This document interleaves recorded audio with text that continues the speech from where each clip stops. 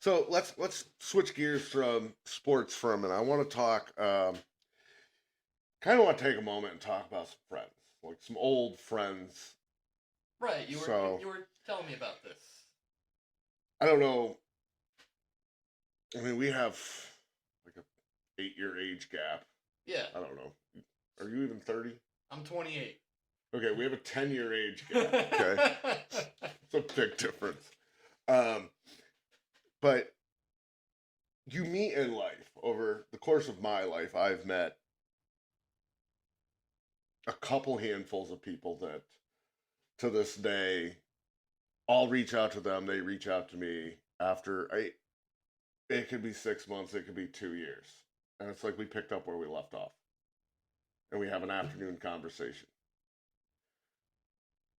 I wanted to touch base on a friend of mine who he had actually reached out because he was selling a couple things and wanted to know if I was interested. And then he wants me to buy a motorcycle. And as much as I would love to, I have some issues with that.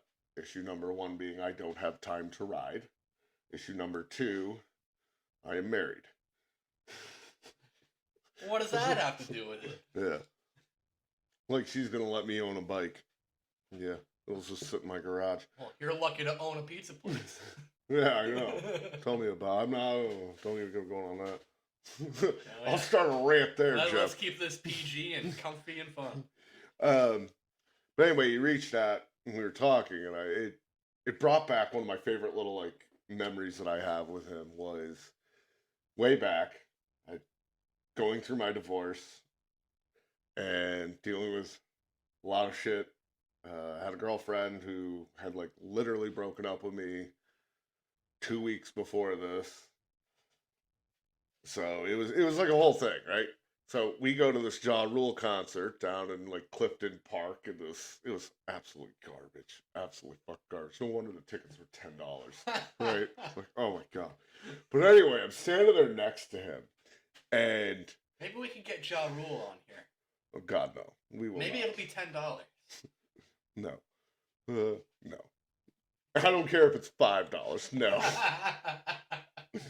Ugh. But anyway, he goes, I'm going to show you how to pick up a woman. I was like, okay. So I don't want to use his name because he is in a happy relationship. Don't want to get him in trouble. Uh-huh. He knows the story. I know the story. The 30 women he asked out there know this story. It got funny. He's like, hey, how you doing? She's like, I'm not interested. He's like, bitch.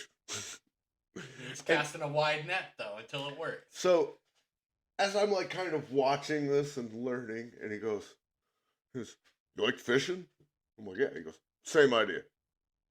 You just keep casting out. He goes, eventually one will jump. So we had we did. We had a blast. You know me, I'm a massive drinker. As everybody knows, I don't drink an beer. old school junkie. Yeah. And I don't drink beer. The only thing I served at this Ja Rule concert was Bud Light. Yeah, I remember that. Bud Light or soda. Well, you're also talking to the one guy who can, if there's a will, there's a way, and there's always a will when it comes to liquor. I got my whiskey in through security and everything, and I was hammering it all night, and he just kind of was like, damn. I'm like, dude, I put on a clinic every day. So, and we were talking the other day, and I was like, yeah, I said, well, I finally quit abusing alcohol. He's like, good for you. I was like, now I teach you a fucking lesson. But that was that's always been the fun that I've had with him. The last time I had talked to him was on a Tuesday afternoon. He had messaged me and asked me if I was open, and I said no. And he said, damn, I was going to stop there and eat.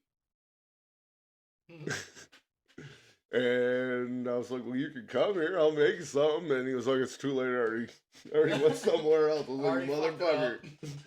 Like, damn, I had such a small window on that response. And just to be clear, this story is for entertainment purposes only. We don't condone sneaking alcohol or any dangerous paraphernalia into concerts or any other crazy events, you know? Yes, sure. Exactly.